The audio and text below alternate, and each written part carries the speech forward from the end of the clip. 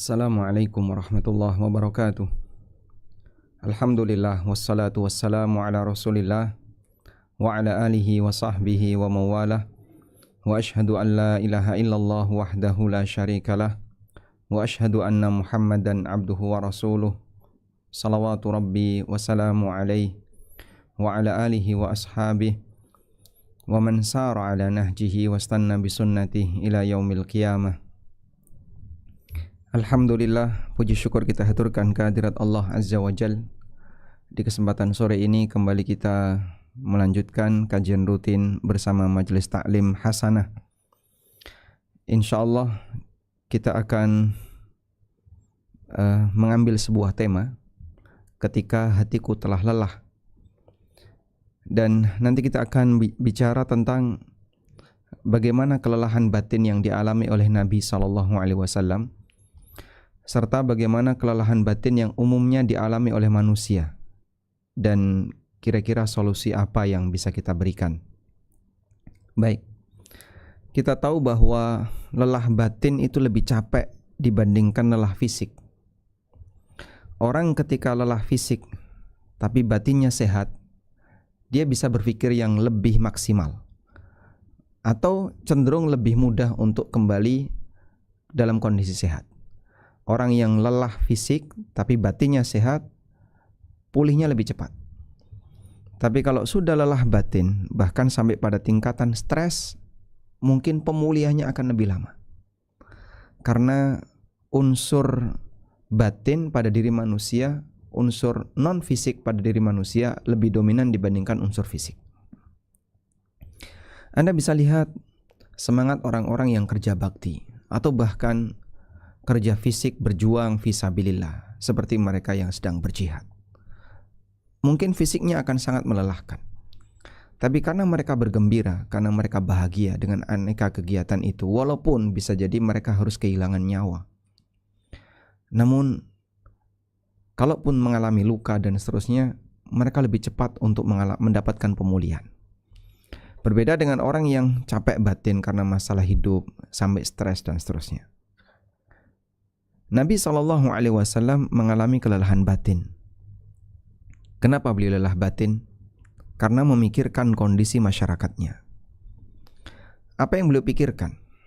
Yang pertama, di surat Al-Kahfi ayat yang ke-6, Allah Subhanahu wa taala menceritakan bahwa Nabi SAW mau bunuh diri. Disebabkan karena masyarakatnya tidak mau beriman dengan Al-Quran. Disebabkan karena masyarakatnya tidak mau beriman dengan Al-Quran. Fala'allaka bakhi'un nafsaka ala atharihim illam yu'minu bihadzal hadits. Boleh jadi engkau wahai Muhammad akan bakhi'un nafsaka. Bakhi'un nafs maksudnya di sini adalah membunuh dirimu, sebagaimana nanti kita akan baca keterangan dari Qatadah Ibnu Di'amah. Ala atharihim, disebabkan karena kondisi mereka, illam yu'minu bihadzal hadis, ketika mereka tidak mau beriman kepada hadis ini. Dan yang dimaksud hadis ini adalah Al-Quran. Allah sebut Al-Quran dengan hadis. Asafan, karena sedih. Apakah kamu akan membunuh dirimu karena sedih? Disebabkan kamu mikir kondisi masyarakatmu yang tidak mau beriman dengan Al-Quran. Di ayat yang lain Allah Subhanahu wa ta'ala juga menyebutkan yang sama. Di surat Asy-Syu'ara ayat yang ketiga, Allah Ta'ala berfirman, la'allaka bakhi'un nafsaka alla yakunu mu'minin. Boleh jadi engkau wahai Muhammad akan membinasakan dirimu karena mereka tidak mau beriman kepadamu. Ketika mereka tidak mau beriman kepadamu, sehingga Nabi SAW merasa sangat sedih. Beliau seperti mendapatkan beban jiwa di saat masyarakatnya tidak mau beriman kepada Allah Ta'ala. Di ayat yang lain di surat Fatir ayat yang ke-8, Allah Subhanahu wa taala berfirman, "Fa innallaha yudhillu may yasha wa yahdi may yasha." Allah menyesatkan siapa saja yang Dia kehendaki, dan Allah memberikan petunjuk kepada siapa saja yang Dia kehendaki. Fala tadhhab nafsuka 'alaihim hasarat. Maka janganlah dirimu binasa karena sedih hati memikirkan mereka. 3 ayat ini adalah tasliyah, hiburan untuk Nabi SAW. Allah Subhanahu wa ta'ala menyampaikan kepada beliau bahwa kewajibanmu hanyalah menyampaikan risalah. Kewajibanmu menyampaikan kebenaran. Masalah apakah mereka nanti mau mengikuti dan tidak, itu bukan urusanmu. Sehingga berhentilah untuk terlalu serius memikirkan kondisi mereka sampai menjadi beban bagi hatimu. Kau kelelahan untuk memikirkan mereka, bahkan sampai bakhi'un nafsak, kau mau membunuh dirimu. Gak perlu melakukan seperti itu. Karena percuma saja, sebab yang namanya hidayah tetap ada di tangan Allah Subhanahu wa ta'ala. Kita lihat beberapa keterangan yang disampaikan oleh para ulama. Apa makna bakhi? Al-Hafidz Ibnu Katsir menyebutkan makna bakhi'un nafs. Bakhi'un bimakna muhliku nafsika bihuznika alaihim. Apakah kamu akan membinasakan dirimu disebabkan kesedihanmu terhadap kondisi mereka, kesedihanmu terhadap nasib mereka? Wa qala Qatadah, lalu Ibnu Katsir menyebutkan riwayat dari Qatadah Ibnu Di'amah. Makna bakhi'un nafsika adalah qatilu nafsika, membunuh dirimu, ghadaban wa haznan, karena emosi dan sedih. Sebagian ahli tafsir mengatakan beliau itu sampai naik ke atas bukit lalu teriak-teriak.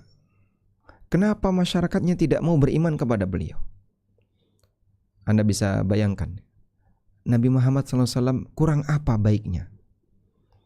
Beliau tidak pernah punya pengalaman jahat kepada orang lain, tidak pernah punya pengalaman berdusta, berbohong, tidak pernah punya pengalaman dalam sejarah beliau ikut-ikutan dalam kemaksiatan yang dilakukan oleh mereka. Allah jaga Nabi Muhammad SAW bahkan ketika beliau sebelum jadi Nabi. Beliau tidak pernah punya pengalaman berdusta, tidak pernah punya pengalaman berbohong. Semua orang mengakui Muhammad adalah amin, orang yang sangat amanah. Namun subhanallah, ketika beliau menyampaikan kebenaran, kemudian beliau dituduh sebagai tukang sihir, dituduh sebagai dukun, dituduh orang gila, dituduh sebagai pembohong, dituduh A, dituduh B, dan aneka kalimat-kalimat miring yang dilemparkan kepada Rasulullah SAW. Salah beliau apa? Sampai dimusuhi seperti itu. Maka Nabi SAW ketika menghadapi situasi seperti itu, Rasulullah SAW merasa berat. Kayak ginikah sikap umatnya, sementara Nabi SAW memberikan kebaikan bagi mereka dengan mengajarkan mereka agar selamat ketika di yaumil kiamat. Imam As-Sa'di rahimahullah menyebutkan kenapa Nabi SAW sedih. Walamma kana an-nabiy sallallahu alaihi wasallam harisan ala hidayatil khalqi. Karena Nabi sallallahu alaihi wasallam sangat bersemangat dalam memberikan hidayah kepada makhluk, kepada manusia. Sa'iyan fi dzalika a'dhamas sa'i. Beliau berusaha dengan segenap upaya yang paling besar sudah beliau lakukan. Fakana an-nabiy sallallahu alaihi wasallam yafrahu wa yasarru bihidayatil muhtadin. Maka Nabi sallallahu alaihi wasallam merasa bahagia dan gembira ketika ada orang yang mendapatkan hidayah. Sebaliknya, beliau bersedih alal mukadzibin ad-dhalin, ketika ada orang yang dia tidak mau mendapatkan hidayah, tidak mau menerima hidayah, dan dia tersesat. Syafaqatan minhu sallallahu alaihi wasallam, karena sebagai bentuk kasih sayang beliau sallallahu alaihi wasallam alaihim, kepada umatnya, rahmatan bihim, karena kasih sayang beliau kepada rahmatnya, kasih sayang Nabi sallallahu alaihi wasallam kepada umatnya. Sehingga Anda bisa lihat, orang tua sudah berusaha untuk mengajari anaknya, mendidik anaknya dengan baik dan seterusnya, tapi anaknya nggak terima. Anaknya pengen kebebasan, sampai orang tuanya jengkel. Orang tua tidak punya kepentingan ketika mendidik anaknya. Orang tua tidak punya kepentingan ketika memberikan arahan kepada anaknya. Tapi ini anak nggak mau diatur, sampai orang tuanya jengkel. Arsyadahullah alla yushghila nafsahu bil asaf ala haula. Dalam kondisi demikian Nabi SAW diliputi dengan kesedihan. Beliau boleh kita sebut seperti orang stres gara-gara mikir kondisi umatnya. Maka Allah Subhanahu wa taala memberikan bimbingan kepada beliau. Mungkin batinmu lemah, batinmu sudah capek. Lalu Allah kasih bimbingan agar beliau tidak terlalu sibuk memikirkan kondisi mereka sehingga batinnya dibuat lebih tenang. Alladzina la yu'minuna bihadzal Qur'an, yang tidak mau beriman kepada Al-Qur'an. Masya Allah. Sehingga tidak perlu sedih, kau tidak perlu tenggelam dengan kesedihan. Biarlah Allah Subhanahu wa taala yang ngurusi mereka. Baik.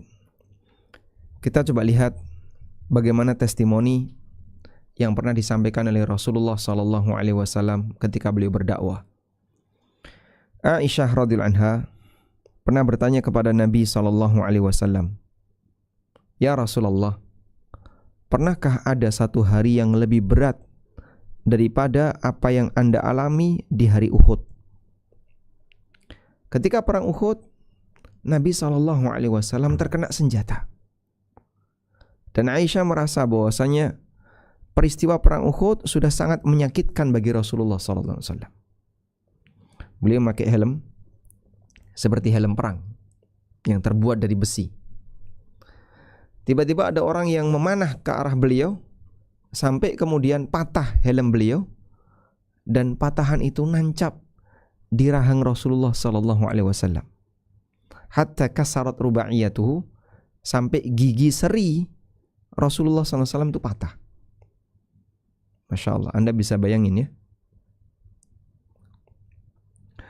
Sebuah lempengan besi nancap di rahang sampai membuat gigi patah,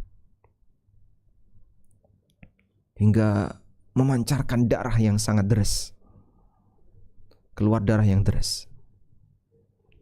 Dalam situasi itu, para sahabat yang dekat dengan Rasulullah SAW, dan waktu itu ada Ali bin Abi Thalib, ada putri beliau Fatimah radhiyallahu anha, berusaha untuk membuat darah ini tidak keluar, biar darah ini mampat. Diapakan? Dicuci dengan air. Ternyata ketika dicuci dengan air makin deras. Akhirnya Fatimah radhiyallahu anha mengambil serabut-serabut tikar, terus dibakar, lalu ditempelkan di muka Rasulullah SAW. Seketika itu darahnya berhenti. Nah, ini yang disebut dengan metode Kai. Dan di masa silam, salah satu di antara metode yang digunakan dalam pengobatan adalah Kai. Walaupun Nabi SAW tidak menyukai Kai, statusnya makruh kecuali dalam kondisi darurat seperti ini. Baik. Namun ternyata ketika Aisyah bertanya kepada Rasulullah SAW, peristiwa apa yang lebih menyakitkan beliau dibandingkan kejadian yang beliau alami ketika perang Uhud? Apa jawab Nabi SAW? Beliau mengatakan, "Laqad laqitu min qaumika wa kana ashadda ma laqitu minhum yaumal aqabah." Sungguh aku telah mengalami dari kaummu, wahai Aisyah, berbagai perlakuan, dan yang paling berat yang aku alami dari mereka adalah peristiwa hari Aqabah. Saat Nabi SAW datang ke daerah Taif untuk mengajak mereka agar mau masuk Islam, dan beliau berangkat ke Taif tanpa berkendara. Nabi SAW berangkat ke Taif jalan kaki. Bersama siapa? Bersama Zaid bin Harithah. Kenapa beliau tidak menggunakan kendaraan? Karena beliau tidak ingin orang Quraisy tahu kalau beliau ke Taif. Jika masyarakat Quraisy tahu Nabi Muhammad SAW berangkat ke Taif, maka mungkin mereka akan menyangka Muhammad sudah minggat karena sudah capek berdakwah di sini, nggak dapat pengikut, makanya dia tinggalkan kota Mekah. Maka Rasulullah SAW berangkat ke Taif dengan jalan kaki. Anda bisa bayangin sekarang, kita kalau naik kendaraan menggunakan bis itu butuh waktu kurang lebih 3-4 jam. Enggak sampai, kurang lebih 2 jam untuk bisa sampai Taif. Kalau bis ya. Kalau mobil bisa lebih cepat. Tapi apa yang terjadi? Id aradtu nafsi ala ibni abdi Yalail. Ketika aku menawarkan dakwahku kepada Ibnu Abdi Yalail, pemimpin Taif ketika itu. Bin Abdi Kulal. Falam yujibni ila ma aradtu. Ternyata dia tidak merespon dengan baik sesuai dengan dakwah yang aku sampaikan.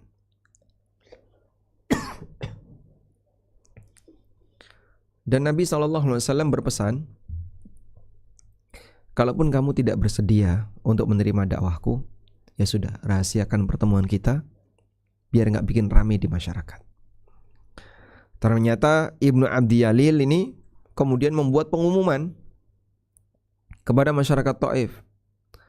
Lalu dia sampaikan bahwasanya Muhammad mencoba untuk mempengaruhinya dan dia menawarkan dakwah Islam, menolak berhala dan seterusnya. Mari kita hubung bareng-bareng. Akhirnya mereka semuanya keluar rumah. Terus meributkan kehadiran Nabi sallallahu alaihi wasallam. Saat beliau meninggalkan kota Taif, orang-orang bodoh, anak-anak kecil, ya mungkin seperti anak-anak SMP, SMA, semuanya berjejer sambil melempari beliau sallallahu alaihi wasallam. Zaid bin Harithah berusaha untuk menjadi tameng bagi Nabi SAW. Tapi Nabi SAW sudah berdarah-darah. Fantalaqtu wa ana mahmumun ala wajhi. Aku pun pulang, aku pun pergi dengan penuh kesedihan. Hingga aku tidak sadar, terus berjalan sampai tiba di Qarn Ats-Tsa'alib. Farafa'tu ra'si fa idza ana bi sahabatin qad adallatni. Kemudian saya melihat ke arah atas. Ternyata ada segumpal awan yang menaungiku. Aku melihat ternyata di dalamnya ada Jibril alaihissalam. Sampai Jibril datang, kemudian terjadilah peristiwa di mana Jibril menawarkan kepada Nabi SAW bahwa malaikat gunung ini sudah siap dengan perintahmu jika kau perintahkan dia untuk menghancurkan kota Taif. Dengan ditimpakan gunung ini, dia sudah siap untuk melaksanakannya. Tapi Nabi SAW menolak penawaran itu. Dan beliau dengan sabar mengatakan, la'allallaha ayyukhrija min aslabihim man ya'budullah wa la yusyriku bihi syai'a. Semoga nanti Allah Subhanahu wa taala mengeluarkan dari keturunan-keturunan mereka para hamba yang mereka hanya menyembah kepada Allah dan tidak menyekutukan Allah dengan sesuatu apapun. Baik, Anda bisa lihat Rasulullah SAW merasa sedih dengan peristiwa ini. Padahal kalau dari sisi sakitnya fisik tidak lebih parah dibandingkan ketika peristiwa Uhud. Pada waktu peristiwa Uhud, yang luka itu di wajah, di muka. Sedangkan pada peristiwa hari Aqabah ini, Nabi SAW lukanya di kaki. Dan tentu luka di wajah lebih parah dibandingkan luka di kaki. Baik, dari sinilah kita bisa mendapatkan pelajaran bahwa kesedihan yang dialami karena beliau ditolak dakwahnya itu lebih menyakitkan dibandingkan kesedihan yang beliau alami ketika beliau terluka dalam peristiwa perang. Karena ketika orang sakit hati sampai kemudian hatinya merasa capek, lelah, akan memberikan pengaruh yang lebih besar dibandingkan sebatas seseorang capek fisiknya. Selanjutnya, orang yang lelah mikir itu, apabila dia kelelahan karena sesuatu yang mubah, mikir yang mubah, ini akan menjadi kafarah baginya. Ketika seseorang kelelahan karena banyak masalah, itu semua akan menjadi kafarah baginya. Nabi SAW pernah bersabda, "Ma yusibul muslima min nasabin wala wasabin wala hammin wala huznin wala adhan wala ghammin." Tidaklah seorang muslim tertimpa nasab artinya keletihan, capek, wala wasabin atau sakit, wala hammin atau kekhawatiran, wala huznin atau kesedihan, wala adzan atau gangguan apapun, wala ghammin atau kesusahan apapun.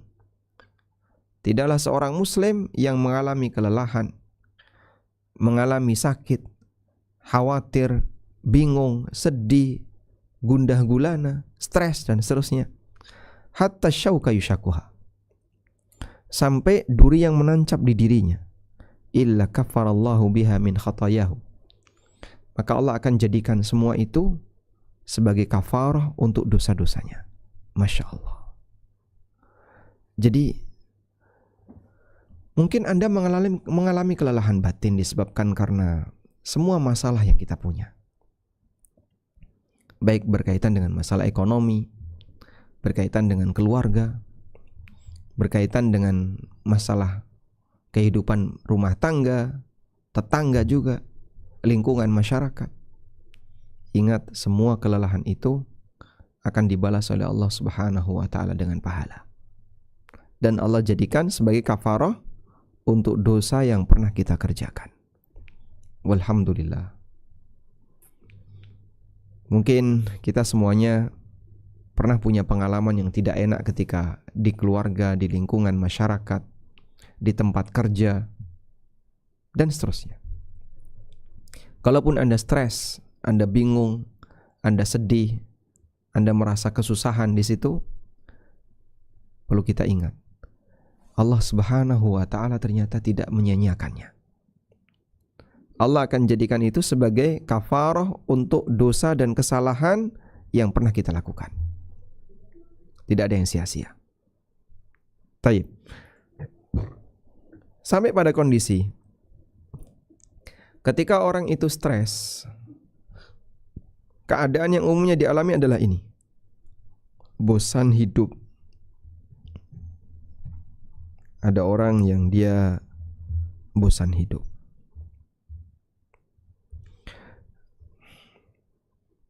Bagaimana kalau ada orang yang bosan hidup?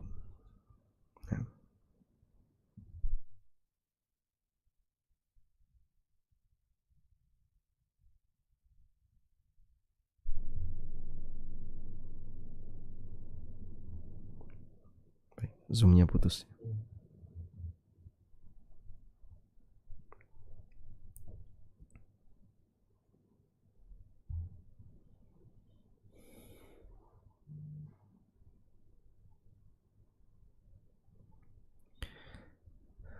Nasihat untuk mereka yang mengalami bosan hidup karena masalah yang dihadapi. Kadang stres karena memikirkan pasangan hidup, bosan hidup karena memikirkan keluarga, memikirkan kondisi ekonomi, dan seterusnya. Semoga nasihat ini bermanfaat bagi kita semuanya. Bagi Anda yang bosan hidup, mohon dipahami bahwa untuk seorang mukmin, usia yang panjang diisi dengan amal saleh lebih baik daripada kematian. Rasulullah sallallahu alaihi wasallam pernah bersabda, "Khairun nas man tala umruhu wa hasuna amaluhu." Sebaik-baik manusia adalah orang yang panjang usianya dan baik amalnya. Sebaik-baik manusia adalah orang yang panjang usianya, panjang umurnya, dan baik amalnya. Masya Allah. Apakah kita termasuk di sana? Bagi mereka yang diberi oleh Allah usia panjang sampai umur 80 tahun, masih bisa ikut kajian. Sampai umur sekian puluh tahun masih bisa ikut hadir dalam kegiatan-kegiatan keagamaan. Dia panjang umurnya dan baik amalnya. At-Tibi mengatakan, innal awqat was sa'at, sesungguhnya waktu dan usia karaksil mali lit tajir, itu seperti modal bagi pedagang. Fayam bagi ayat tajira fima yarbah fihi, maka selayaknya dia yang sudah punya waktu, dia gunakan modalnya untuk bisa mendapatkan keuntungan yang besar. Wa kullama kana ra'su malihi katsira, Ketika modalnya banyak, kana ribhu aktsar, umumnya keuntungannya akan semakin besar. Faman intafa'a min umurihi bi an hasuna amaluhu, maka siapa yang memanfaatkan umurnya di mana dia berusaha untuk memperbaiki amalnya, faqad faza wa aflaha, maka dia akan beruntung. Wa man adha'a ra'sa malihi, dan siapa yang menyia-nyiakan modalnya, walam yarbah wa khasira khusranan mubina, maka dia tidak akan mendapatkan keuntungan dan dia akan sangat rugi. Sangat disayangkan kalau sampai kemudian dia tidak berusaha memanfaatkan waktunya. Di sini At-Tibi rahimahullah hendak menegaskan bahwa waktu adalah modal untuk hidup.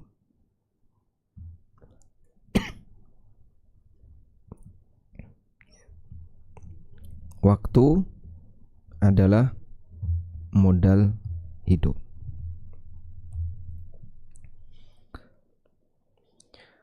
Dan untung ruginya hidup itu berkaitan dengan modalnya. Untung rugi dalam dagang itu berkaitan dengan modal.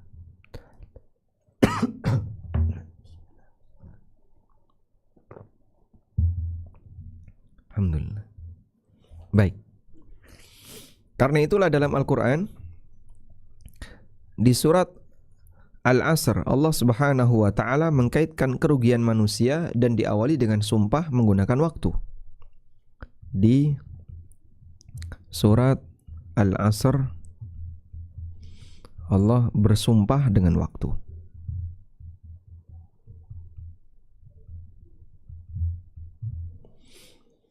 Lalu setelah bersumpah dengan waktu, Allah menegaskan semua manusia rugi. Kenapa ketika Allah bersumpah dengan waktu Allah menyebut manusia rugi? Karena kerugian manusia disebabkan waktu. Mereka rugi karena tidak bisa memanfaatkan waktu. Rugi karena tidak bisa memanfaatkan waktu.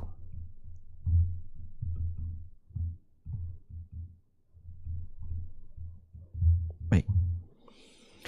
Dari situlah kondisi manusia ada 3. Kondisi manusia ada 3. 1. Berangkat bawa modal, lalu dia pulang bawa untung. Ini manusia jenis pertama. Yang kedua, berangkat bawa modal, kemudian dia pulang modal habis.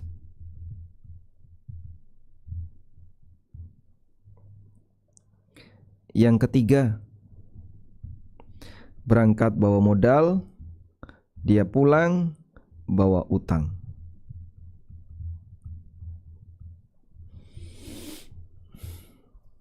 Kita ada di mana, Pak? Ya, masing-masing orang bisa mengukur dirinya.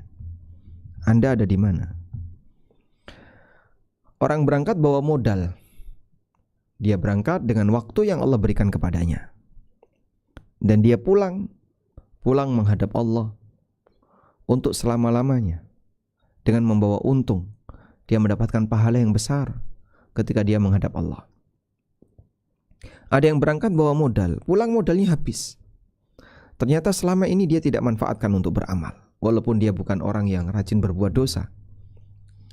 Ada sebagian waktunya yang dipakai untuk beramal, tapi itu menghapus dosa-dosa yang dia miliki. Dia nol, gak dapat apa-apa. Yang ketiga, orang yang berangkat bawa modal dan pulang bawa utang.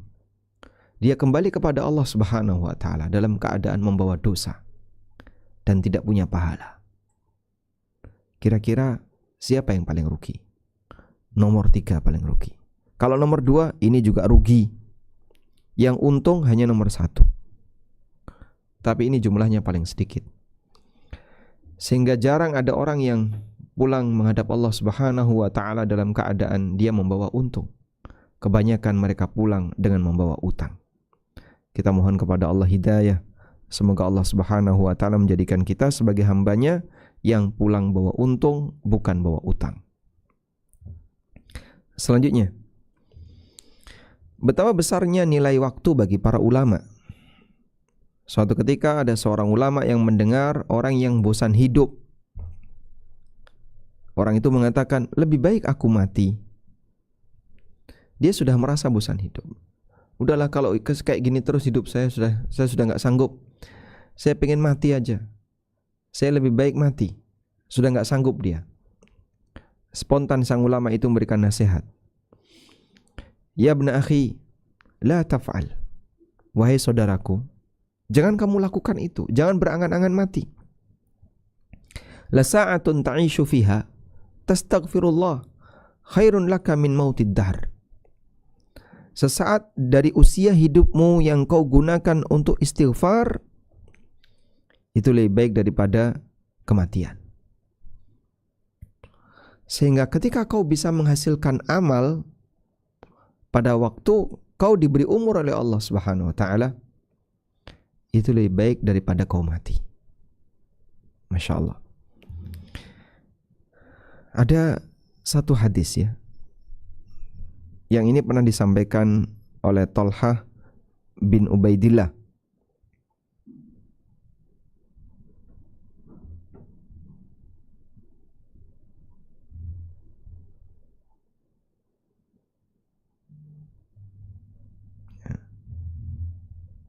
Ya, mudah-mudahan ketemu dengan keyword. Nah.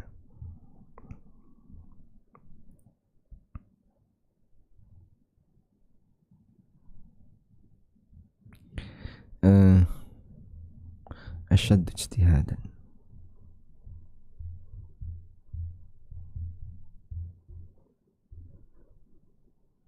Baik. Nah ini hadisnya. Hadis ini mungkin sebagian di antara Bapak Ibu sudah pernah mendengarnya.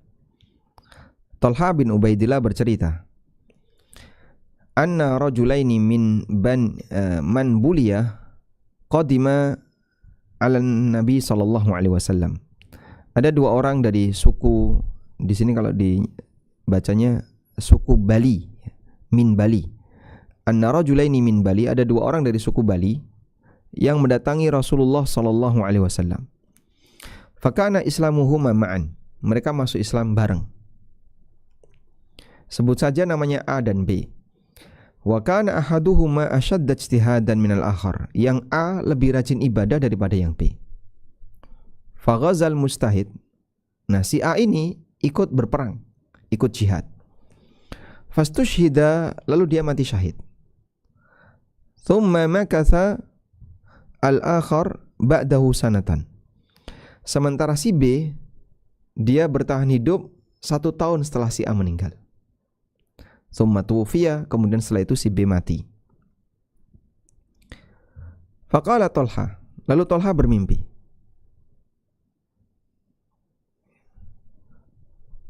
Faqala Talha bermimpi. Baina ana inda babil jannah. Dalam mimpinya itu Talha seolah-olah berada di depan pintu surga. Idh ana bihima, dan ternyata saya bersama dengan A dan B tadi. Fakharaja kharijun minal jannah, kemudian datanglah seseorang keluar dari surga. Fa'adhina lilladzi matal akharu minhuma. Ternyata orang tadi menyuruh kepada si B untuk masuk surga duluan. Thumma raja'a, kemudian orang tadi kembali keluar lagi dari surga. Fa'adhina lilladzi istushhida, baru kemudian dia mengizinkan kepada si A yang mati syahid ini untuk masuk surga. Thumma raja'a ilayya, kemudian orang itu balik lagi lalu menyampaikan kepadaku, irji fa innaka lam ya'ni laka ba'du. Kamu silahkan pulang, kamu belum waktunya. Fa innaka lam ya'ni laka ba'du, kamu silahkan pulang, kamu belum waktunya. Tolha pulang. Begitu pulang bangun tidur beliau. Karena peristiwa ini dalam mimpi. Fa asbaha Tolha. Maka Tolha di pagi harinya haddatsan nas. Beliau menceritakan mimpi ini kepada masyarakat. Fa'ajibu.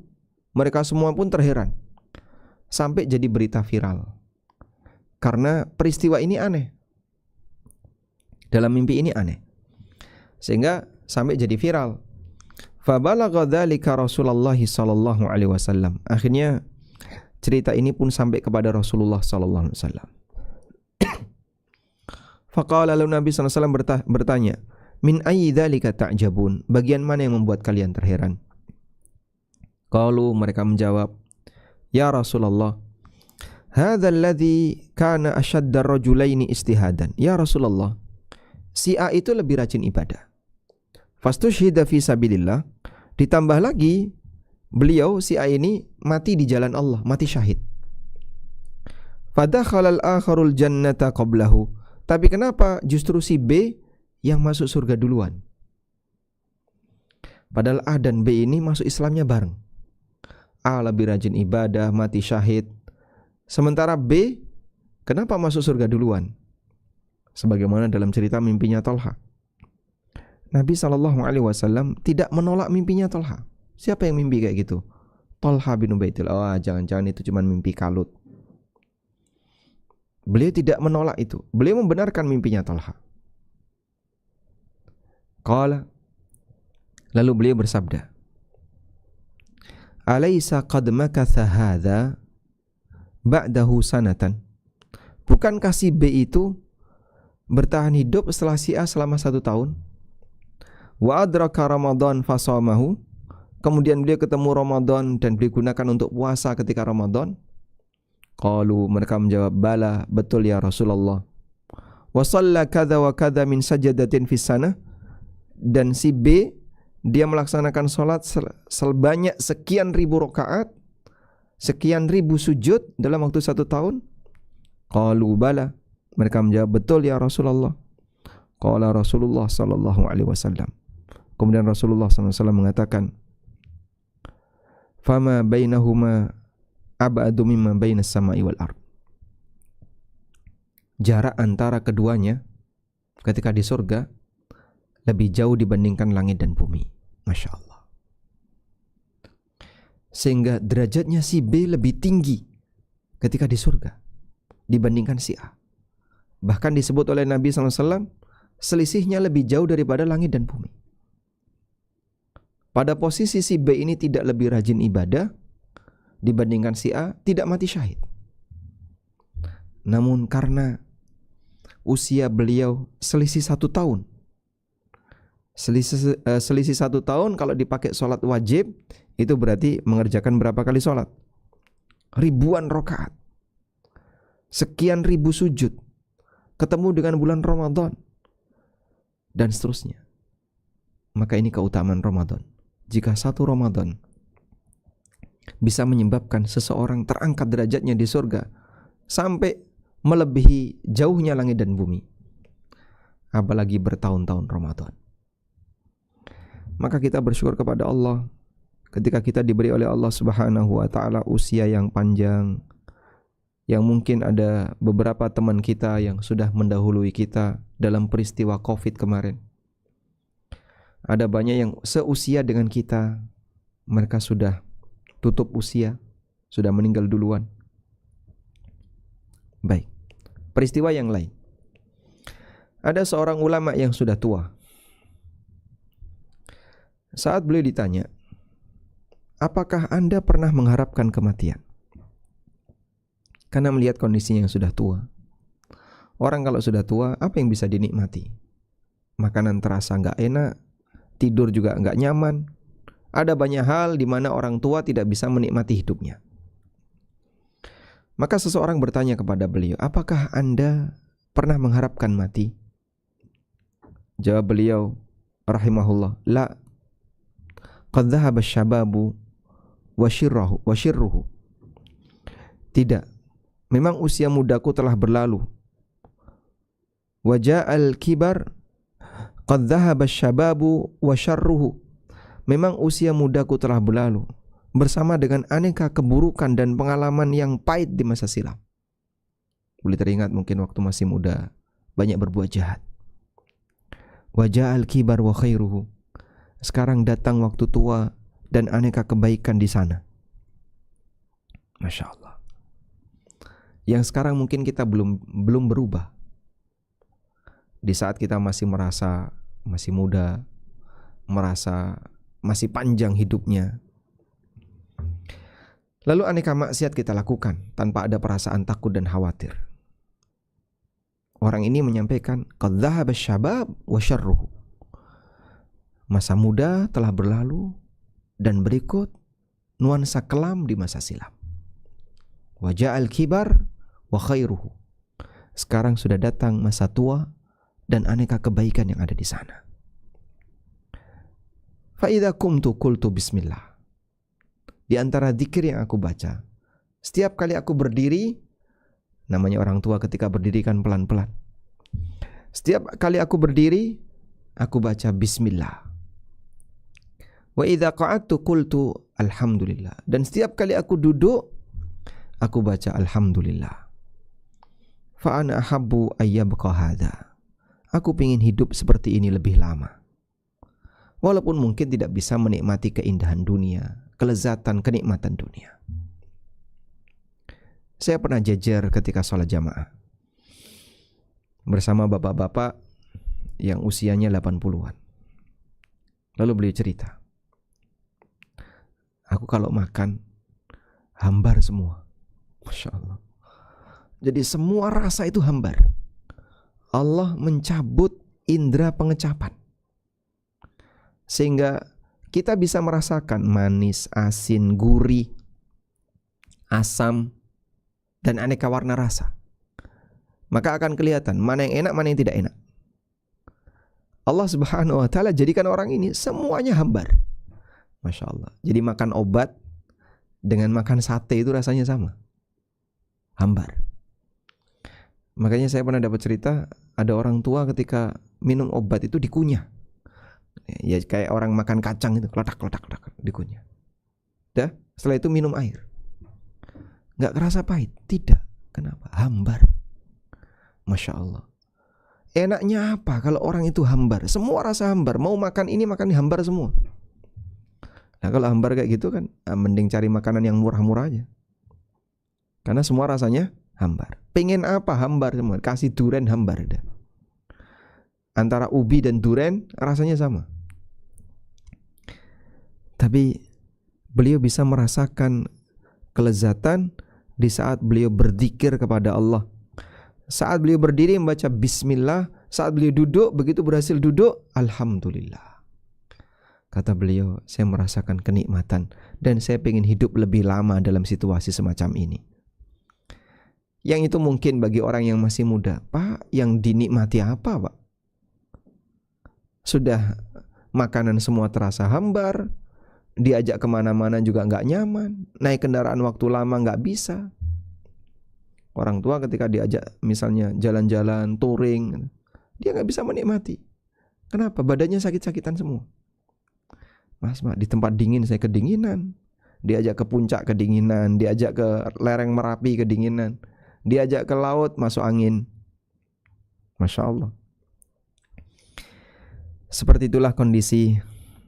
Walaupun dia tidak bisa menikmati dunia, tapi dia bisa merasakan indahnya hidup dengan berzikir kepada Allah. Dari sini kita bisa mendapatkan pelajaran bahwa nikmat fisik dan nikmat batin,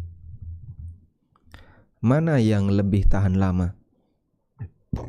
Nikmat batin lebih tahan lama.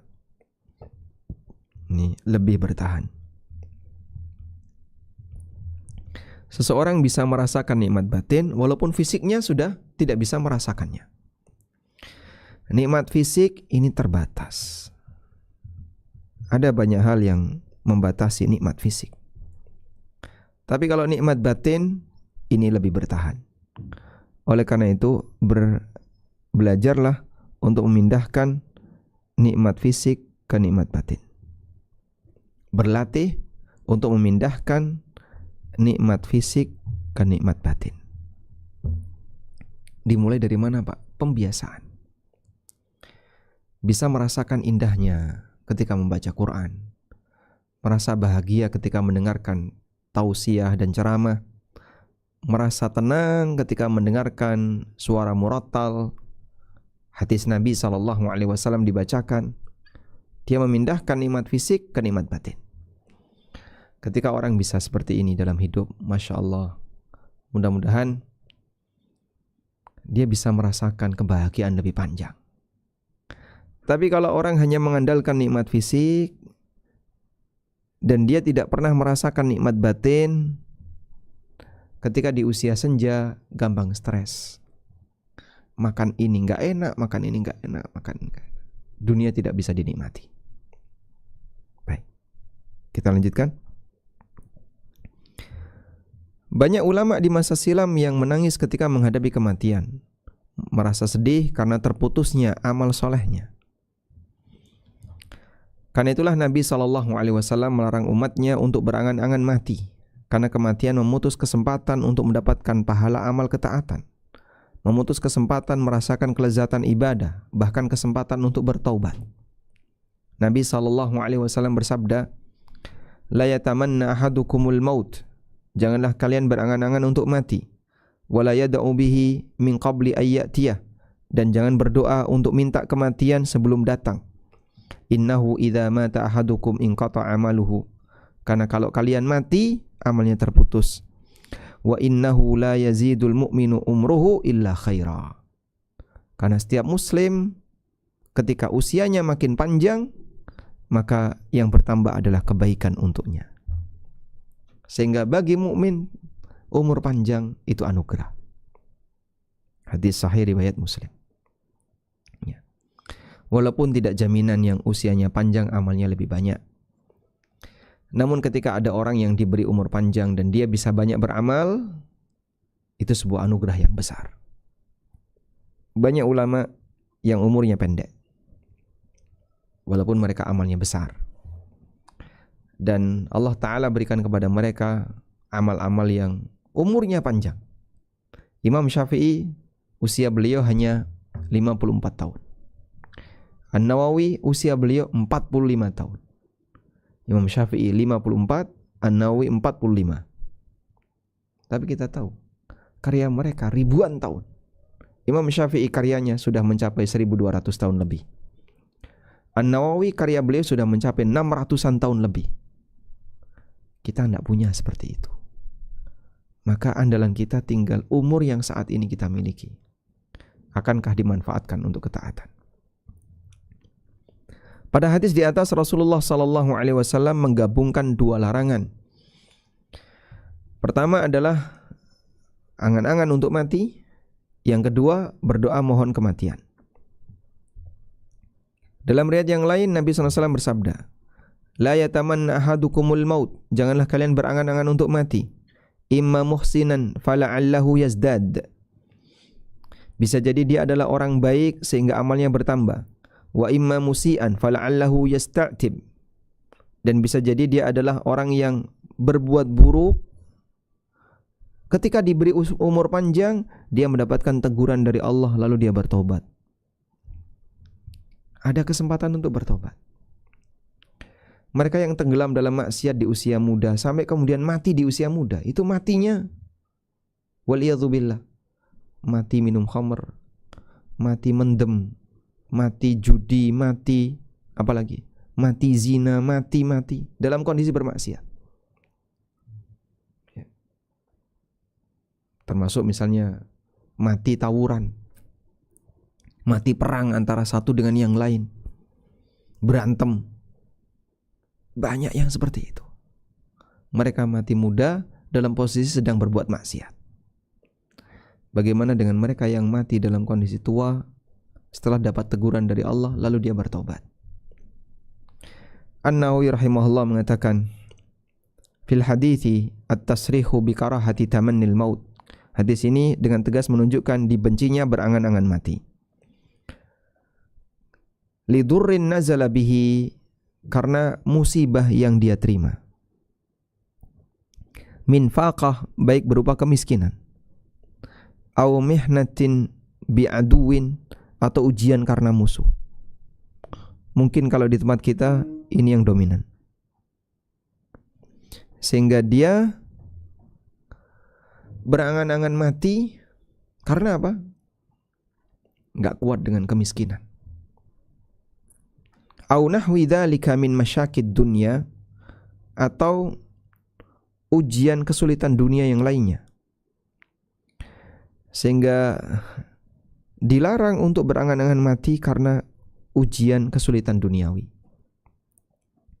Sementara jika dia khawatir dengan ancaman keselamatan agamanya, maka tidak dibenci untuk minta kematian berdasarkan kandungan dari makna hadis, dan ini dilakukan oleh sebagian ulama. Seperti diantaranya adalah Imam Al-Bukhari rahimahullah.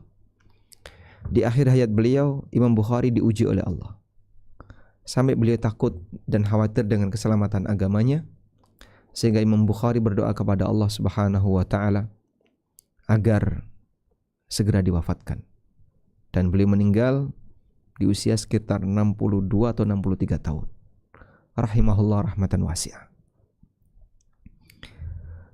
Di samping itu ada sisi lain yang perlu dipertimbangkan di saat orang berharap kematian, yaitu dahsyatnya sakaratul maut yang terkadang membuat sebagian orang menyesali permintaannya. Bahkan ini pernah dialami oleh orang soleh di masa silam.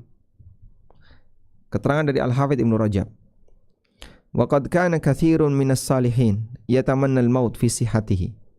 Banyak di antara orang soleh dulu pernah berangan-angan mati ketika masih sehat. Falamma nazala bihi karihahu. Ketika dia sudah mengalami kematian, dia mendekati ajal, dia merasa menyesal. Wa minhum, di antaranya adalah Abu Darda dan Sufyan Ats-Tsauri. Subhanallah. Mereka ini kan orang-orang soleh, bukan cuma soleh. Mereka ini manusia-manusia kibar, gunung dalam masalah amal soleh. Sufyan Ats-Tsauri gunung dalam masalah hadis. Abu Darda sahabat hebat yang kita kenal. Maka kata Al-Hafidz Ibnu Rajab, famadzannu bighairihima. Apa yang bisa Anda bayangkan dengan manusia selain mereka? Kalau setingkat Sufyan Ats-Tsauri, setingkat Abu Darda yang dulu pernah berangan-angan mati, kemudian nyesel karena pada saat mengalami sakaratul maut merasakan betapa beratnya sakaratul maut sampai menyesal. Bagaimana dengan orang yang tidak bisa dibandingkan dengan sekelas Abu Darda atau Sufyan Ats-Tsauri rahimahumullah. Baik. Dan sebagai kata kunci kalimat ini, iringi dengan tawakal. Ada banyak masalah yang kita hadapi, namun tidak semuanya bisa kita selesaikan sendiri. Serahkan kepada Zat yang Maha Kuasa atas segalanya, Allah Subhanahu wa ta'ala, agar masalah itu tidak menjadi beban pikiran bagi kita. Masalah tetap akan selalu ada, namun yang menjadi masalah berikutnya adalah apakah Anda bisa melepaskan masalah itu sehingga tidak menjadi beban pikiran Anda, ataukah Anda tetap pertahankan dalam pikiran sehingga jadi beban pikiran. Lama-lama kita akan kecapean. Dulu pernah kita kasih ilustrasi, ya, seperti orang mengangkat gelas ini. Beratnya tidak lebih dari 0,5 kilo. Kalau saya mengangkat dalam waktu 5 menit, saya masih kuat. Saya mengangkat dalam waktu setengah jam, mungkin saya kuat, tapi lengan saya capek. Saya mengangkat dalam waktu 1 jam, saya masih kuat, tapi makin capek. Bagaimana kalau saya mengangkatnya dalam waktu 1 hari? Lengan ini akan terasa pegel. Beban gelas ini tidak bertambah. Tapi kenapa Anda merasa capek? Karena terlalu lama Anda mempertahankan. Bebannya tidak bertambah. Tapi ketika Anda menahan terlalu lama, Anda akan kelelahan. Kenapa tidak Anda letakkan? Begitu Anda letakkan, maka Anda akan terasa lebih ringan. Seperti itulah ilustrasi ketika orang punya masalah. Wa may yatawakkal 'alallah fahuwa hasbuh. Barang siapa yang bertawakal kepada Allah, maka Allah yang akan mencukupinya. Demikian, semoga yang sederhana ini bermanfaat. Wassallallahu ala nabiyyina Muhammadin wa ala alihi wa sahbihi wasallam.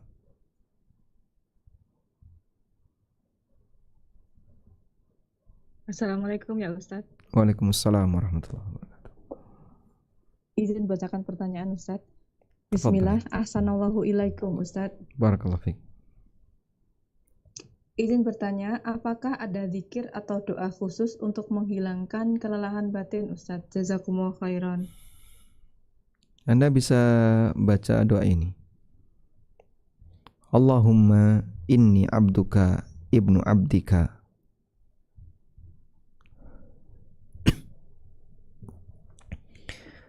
Doa ini diajarkan Nabi SAW bagi mereka yang sedang mengalami kelelahan pikiran. Coba teksnya seperti apa? Nah ini. Nah. Rasulullah SAW pernah bersabda, ngajari sebuah doa yang sangat indah. Beliau mengatakan dalam hadis sahih riwayat Ahmad, Ibnu Hibban yang lainnya dan yang lainnya, ma asaba ahadan qattu hammun wala hazan. Kesedihan apapun, keresahan apapun, kekhawatiran apapun yang dialami oleh seseorang, faqala, lalu dia membaca kalimat berikut ini.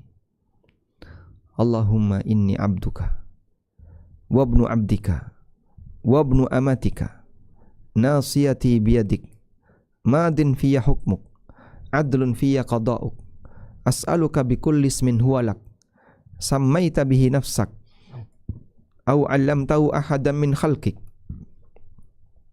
au anzaltahu fi kitabik au ista'tharta bihi fi 'ilmil ghaibi 'indak an taj'alal qur'ana rabi'a qalbi wa nura sadri wa jala'a hammi wa jala'a huzni wa dhahaba hammi.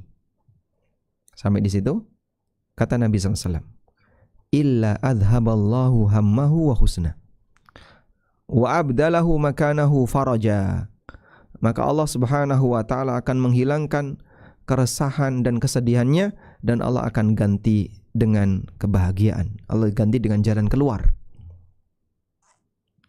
Faqila ya Rasulullah ala nata'allamuha? Faqala bala. Kemudian ada yang bertanya, ya Rasulullah, berarti layak untuk kita pelajari? Kemudian beliau mengatakan, ya tentu saja. Yang bagi liman sami'aha ayata'allamaha. Bagi siapapun yang mendengar hadis ini, layak untuk mempelajarinya, yaitu dengan cara menghafalkannya. Sehingga Anda bisa praktekkan ketika Anda merasa sedih,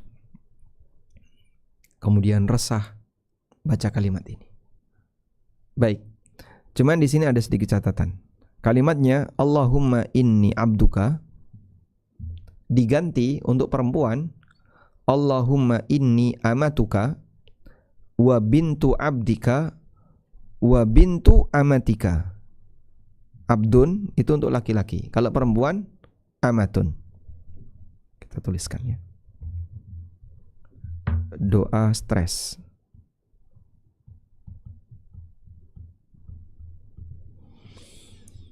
Doa stres.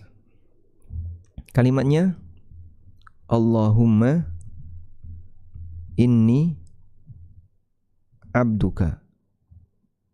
Afwan. Wabnu abdika wabnu amatika. Nah, kalimatnya seperti ini. Ini untuk laki-laki. Baik, untuk perempuan Allahumma sama inni abdun diganti amatun.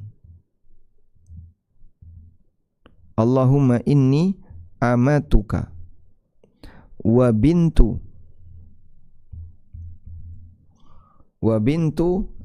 abdika. Jadi ini untuk bapak kita ya. Wa bintu abdika. Ya Allah, aku adalah hamba perempuanmu, putri dari hambamu, yaitu bapak kita. Wa bintu, dan putri dari hambamu yang perempuan, yaitu ibu kita. Ini kalau perempuan. Baik, Pak, kita stres menghafalnya, Pak. Masya Allah, ini doa stres, suruh ngapalin stres juga karena panjang ya. Ya sudah, saya carikan doa yang lebih ringan, yaitu baca Ya Hayyu Ya Qayyum. Ya Hayyu Ya Qayyum birahmatika astaghitsu. Anda baca Ya Hayyu Ya Qayyum birahmatika astaghitsu. Ya Hayyu Ya Qayyum birahmatika astaghitsu. Ini dibaca sebanyak-banyaknya. Wahai Zat yang Maha Hidup dan mengurusi kehidupan makhluk, dengan rahmat-Mu aku mohon pertolongan. Dengan rahmat-Mu aku mohon pertolongan. Diulang berkali-kali. Ya Hayyu Ya Qayyum birahmatika astaghitsu. Ya Hayyu Ya Qayyum birahmatika astaghitsu, dan seterusnya. Kemudian juga bisa dilakukan salat 2 rakaat. Ketika Anda punya masalah, segera salat. Dan ini penolong untuk sabar. Sebagaimana sabda Nabi sallallahu alaihi wasallam, sebagaimana firman Allah Subhanahu wa taala, "Wasta'inu bis-sabri was-salah." Mintalah pertolongan kepada Allah ketika dapat ujian dengan sabar dan salat. Wa innaha lakabiratun, meskipun itu berat, illa 'alal khashiin, kecuali bagi orang yang khusyuk. Dan Nabi sallallahu alaihi wasallam punya kebiasaan seperti ini. Kana Nabi sallallahu alaihi wasallam idza jadabahu amrun shalla. Nabi sallallahu alaihi wasallam kalau beliau mendapatkan urusan besar, mengalami urusan yang serius, shalla. Nabi sallallahu alaihi wasallam ketika mengalami urusan yang serius, Nabi sallallahu alaihi wasallam salat. Ya. Maka di antara cara untuk mengadu kepada Allah saat kita punya masalah besar adalah salat. Ya. Teks hadisnya mana? Ya, wallahu alam, ini belum ketemu di sini. Ada keterangan dari Umar. Nah, Nabi SAW ketika beliau punya masalah, beliau salat. Maka Anda bisa praktekkan itu. Ketika punya masalah, segera salat. Wallahu alam. Jazakumullah khairan Ustadz atas jawabannya. Pertanyaan berikutnya Ustadz. Bismillah. Assalamualaikum warahmatullahi wabarakatuh ya Ustadz. Waalaikumsalam warahmatullahi wabarakatuh. Izin bertanya, saya seorang ummahat yang didiagnosa anxiety PTSD, post traumatic stress disorder Ustadz. Dan sudah berlangsung selama 7 tahun, dan selama itu saya minum obat Ustadz. Terkadang saya merasa lelah karena harus terus-terusan minum obat, dan terkadang merasa dosa saya terlalu banyak Ustadz, hingga takut bahwa ini azab dari Allah dan Allah tidak ampuni. Apakah yang saya derita ini aib yang dibenci, ataukah saya bertawakal dan bersabar saja Ustadz untuk mengantarkan saya kepada Allah? Jazakumullah khairan. Barakallahu fikum. Baik, Allah memberikan ujian kepada hambanya sesuai dengan apa yang Dia kehendaki, dan ujian itu beragam. Ada ujian fisik dan ada ujian mental. Nah, jadi di sini ujian sakit. Ada ujian sakit fisik dan ada ujian sakit mental.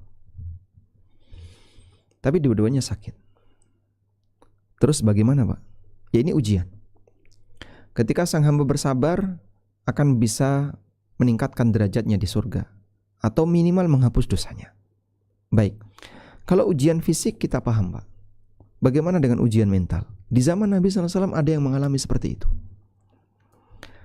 Seorang wanita datang kepada Rasulullah SAW, dan beliau menyampaikan penyakit ayan yang beliau alami.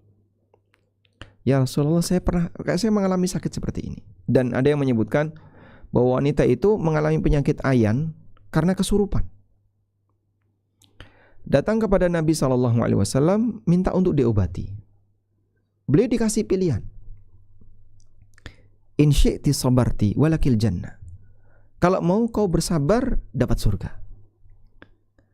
Dan kalau mau aku sembuhkan kamu dan kau bisa terbebas dari penyakitmu.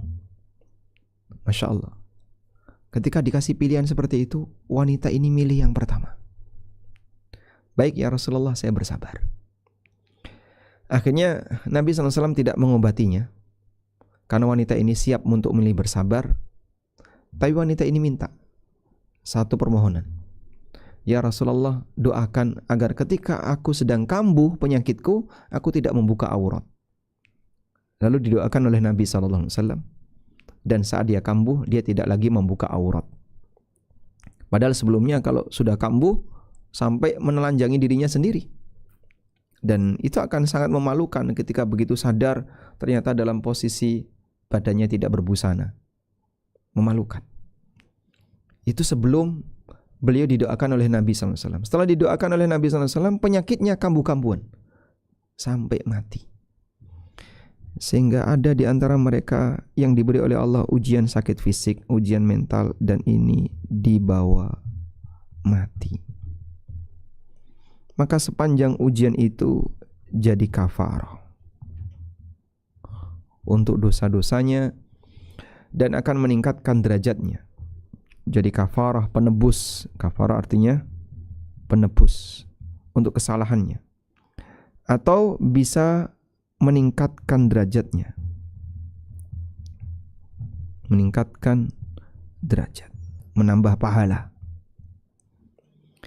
Tidak ada yang sia-sia. Apapun yang Anda alami, modal iman luar biasa. Sehingga dengan iman, kondisi apapun yang tidak nyaman digantikan oleh Allah dengan pahala. Anda mungkin akan mengalami keresahan, kebimbangan, dan seterusnya. Atau Anda mengalami ketakutan yang akut, anxiety tadi. Saya nggak paham untuk lanjutan penyakit yang tadi Anda sebutkan. Intinya penyakit mental. Mungkin Anda tidak lebih parah dibandingkan orang ayanan yang datang kepada Nabi SAW tadi. Dan sampai Nabi SAW wafat, wanita itu masih hidup.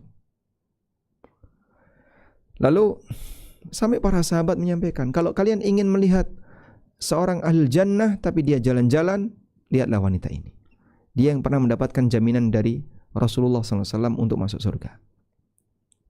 Sehingga penyakitnya dibawa mati. Bahasa lainnya sampai mati nggak sembuh. Penyakitnya dibawa mati. Itulah ujian yang diberikan oleh Allah. Sang hamba diajari untuk bersabar sampai mati.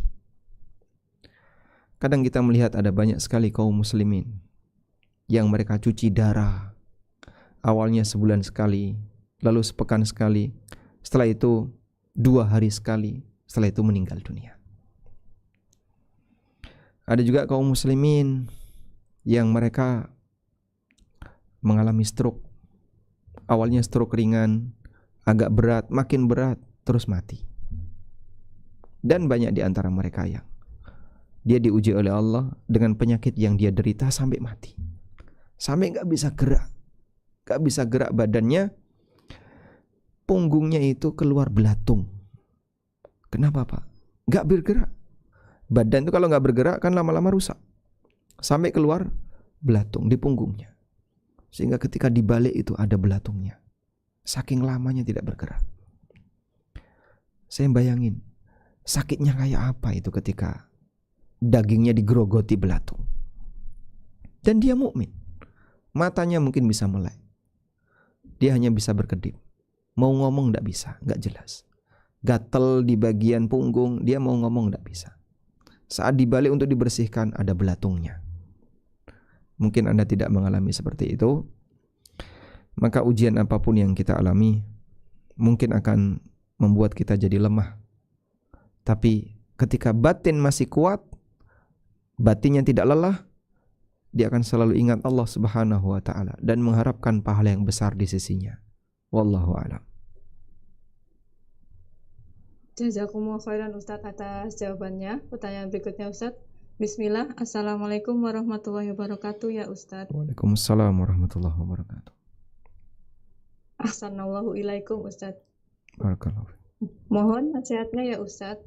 Jika kami sedang merasa sangat lelah, kemudian kami memberhentikan amal soleh yang terkait dengan kebermanfaatan bagi orang banyak dan lebih memilih amalan-amalan yang bermanfaat untuk diri sendiri seperti umroh, haji, dan sebagainya. Apakah Allah ridho dengan sikap seperti ini Ustadz? Jazakumullah khairan. Nah, memang terkadang ada satu kondisi di mana Nabi SAW ngasih pilihan kepada kita untuk lebih fokus amal pribadi. Dan itu terjadi terutama pada saat situasi chaos. Saya pernah menyebarkan satu status di Facebook tidak jauh dari situasi kemarin. Dalam suasana ketika penuh dengan ketegangan, chaos, ada ultimatum dan seterusnya. Dalam situasi seperti itu, kayak peristiwa 98 dulu ya, kita diajarkan, sudah tinggal saja di rumah kalian masing-masing. Fokus dengan urusan pribadi. Karena ini kondisinya sudah genting. Nah, ketika ada seorang muslim, dia sudah berusia lanjut misalnya, usia 70-an. Kemudian ngurusi urusan umum akan banyak bergesekan dengan orang. Ngurusi ini, gesekan. Makin banyak gesekan, nambah dosa. Dan ingat, setiap gesekan, kita tidak tahu di posisi mana. Apakah kita dibela oleh Allah, ataukah kita nanti akan disalahkan oleh Allah. Maka gesekan apapun, misalnya gesekan antar majelis taklim, kan mungkin saja terjadi. Ada salah satu jamaah kami yang beliau sudah cukup senior, usianya mungkin 70-an. Tapi masih aktif ngurusi pengajian. Namun beliau ternyata mengalami banyak sekali masalah. Karena ngurusi urusan umum kan banyak masalah. Bergesekan dengan ini. Akhirnya kita sarankan, kalau begini kondisinya, coba lebih mending Anda pilih amal pribadi. Udah fokus saja dengan amal pribadi. Amal pribadinya apa Pak? Ya seperti fokus sholat, puasa, baca Quran. Sementara kegiatan-kegiatan umum, sudahlah, saya sudah lepas, saya nggak terlibat lagi jadi panitia, tidak terlibat lagi untuk nyebar-nyebar undangan, ngurusi perizinan, kemudian minta izin ke masjid A, masjid B untuk pengajian, sudah. Saya sudah nggak berurusan dengan itu. Bisa jadi lebih baik, karena yang bersangkutan ingin lebih fokus untuk amal yang sifatnya pribadi. Sebab sebentar lagi kita mau pulang untuk menghadap Allah selamanya. Dan kita butuh membersihkan diri dari semua gesekan dengan orang lain. Seperti pesan Imam Asy-Syafi'i rahimahullah. Beliau mengatakan, bi'sazad al-udwan alal ibad. Sejelek-jelek bekal menuju akhirat adalah bermusuhan dengan anggota masyarakat. Sehingga hindari gesekan-gesekan tadi. Kalau memang sekiranya Anda merasa ketika ngurusi kegiatan umum terlalu banyak gesekan yang Anda alami. Wallahu a'lam. Jazakumullah khairan Ustadz atas jawabannya. Pertanyaan berikutnya Ustadz. Bismillah. Assalamualaikum warahmatullahi wabarakatuh ya Ustadz. Waalaikumsalam warahmatullahi wabarakatuh. Mohon pencerahannya Ustadz, ketika kita merasa sangat lelah, apakah berarti kita mengalami penipisan keimanan Ustadz? Jika benar, apakah yang harus kita lakukan untuk bisa bangkit dari keterpurukan karena lelahnya hati Ustadz? Jazakumullah khairan. Lelah itu kan beragam ya. Sehingga boleh saya sebut tergantung jenis lelahnya. Anda itu lelah karena apa? Dan secara umum boleh saya sebutkan bahwa lelahnya manusia, lelah pikiran maksudnya, karena dua hal. Ada orang yang lelah karena mikir dakwah. Lelah pikiran. Yang pertama, lelah karena mikir dakwah. Masya Allah. Ini lelahnya para nabi. Seperti lelahnya yang dialami Nabi Musa alaihissalam. Sampai Nabi Muhammad SAW pernah menyampaikan tentang kondisi Nabi Musa. Dalam Al-Quran kan Allah menyebutkan, Ya ayyuhalladzina amanu la takunu kalladzina adzau Musa. Wahai orang yang beriman, janganlah kamu beramal sebagaimana orang yang menghina Musa. Nabi SAW pernah mendoakan Nabi Musa, Rahimallahu Musa.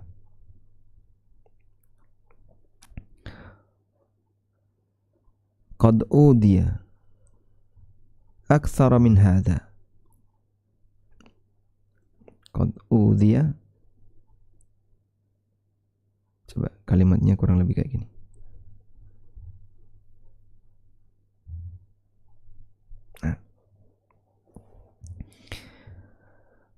Rasulullah sallallahu alaihi wasallam pernah mendoakan Nabi Musa, Rahimallahu Musa, qad udhiya bi aktsara min hadza fasabara. Semoga Allah merahmati Nabi Musa. Beliau mendapatkan hinaan lebih banyak daripada ini dan beliau bersabar.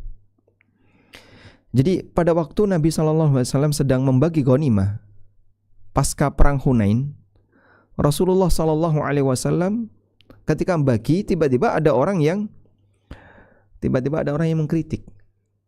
mengkritik, mencela Nabi SAW dengan mengatakan, "I'dil ya Muhammad, inna hadhil qismah ma udila fiha, wa ma urida biha wajhallah."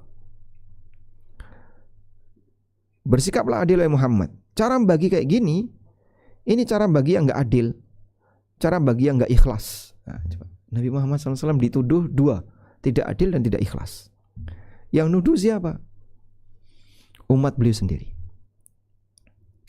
Fakultu, akhirnya ketika Nabi SAW mendapatkan berita ini, faqala, beliau mengatakan, "Faman ya'dil idza lam ya'dil Allah wa rasuluh."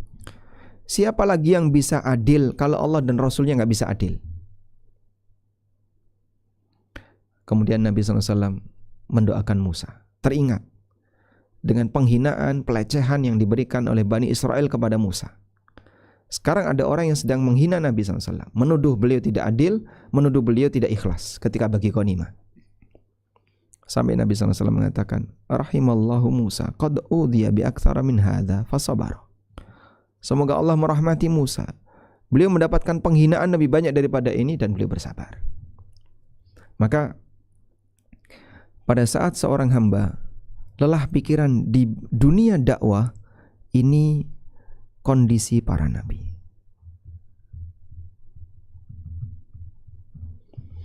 Ada yang sabarnya luar biasa seperti Nabi Muhammad SAW, dan ada yang sabarnya besar seperti para ulul azmi. Walaupun ada yang sampai pada posisi tertentu terus mendoakan kaumnya seperti Nabi Nuh alaihissalam. Nabi Nuh alaihissalam sampai pada puncaknya ketika beliau sudah kesal menghadapi masyarakatnya, beliau berdoa kepada Allah, Rabbi la tadhar 'alal ardi minal kafirina dayyara. Ya Allah, jangan kau biarkan di muka bumi ini ada orang kafir yang bertahan hidup. Masya Allah. Akhirnya ditenggelamkan semuanya. Allah kabulkan doanya Nabi Nuh, terjadilah banjir. Ada yang karena tidak sabar, capek, terus minggat. Seperti Nabi Yunus alaihissalam, lari meninggalkan kampungnya sebelum ada perintah. Seorang nabi, apapun ujian di kampung tempat beliau berdakwah, gak boleh meninggalkan kampung itu sampai ada perintah. Nabi Yunus belum ada perintah sudah pergi. Makanya disebut oleh Allah Nabi Yunus sebagai orang yang melarikan diri, kabur. Wa inna Yunus laminal mursalin id abaqa ilal fulkil mashhun. Ingatlah bahwa Yunus termasuk di antara Rasul saat dia id abaqa, ketika dia abaqa itu artinya kabur ilal fulkil masyhun, kemudian menaiki sebuah perahu yang penuh dengan penumpang. Makanya Allah Ta'ala peringatkan kepada Nabi Muhammad SAW untuk bersabar dan jangan tiru Yunus. Wala takun kasahibil huti idh nada wa huwa makdzum. Janganlah kamu meniru seperti sahibul hut, orang yang ditelan ikan itu. Idh nada wa huwa makdzum, ketika dia berdakwah dalam kondisi emosi. Laula an tadarakahu ni'matu min rabbih lanubidha bir'ara wa huwa madhmum. Nabi Yunus alaihissalam jadi salah satu pelajaran. Beliau ketika berdakwah tidak tahan sampai kemudian beliau tinggalkan kampungnya. Baik. Kemudian ada lelah pikiran karena mikir dunia, nasib dunia. Nah, kalau yang seperti ini dialami oleh manusia biasa. Artinya ya bukan hal yang istimewa. Kalau lelah pikiran karena dakwah dapat pahala. Itulah kondisi para nabi. Kalau yang ini tidak ada pahalanya. Namun jika yang bersangkutan sabar, jika sabar maka jadi kafarah. Karena itu ketika Anda sudah merasa lelah dengan masalah di keluarga, masalah rumah tangga, masalah dengan lingkungan kerja, lingkungan masyarakat, Anda sampai kelelahan karena saking banyaknya masalah. Jika Anda sabar, itu jadi kafarah. Walaupun mikir seperti ini sebenarnya bukan mikir yang dianjurkan. Tapi ketika nggak bisa dihindari Pak, terus ada kayak gitu. Ya mudah-mudahan ketika Anda sabar itu akan jadi kafarah bagi Anda. Wallahu a'lam. Walhamdulillahirabbil alamin. Demikian yang bisa kita sampaikan. Semoga yang sedikit ini bermanfaat. Wassallallahu ala nabiyyina Muhammadin wa ala alihi wa sahbihi wasallam. Wa akhiru da'wana anil hamdulillahi rabbil alamin. Wassalamualaikum warahmatullahi wabarakatuh.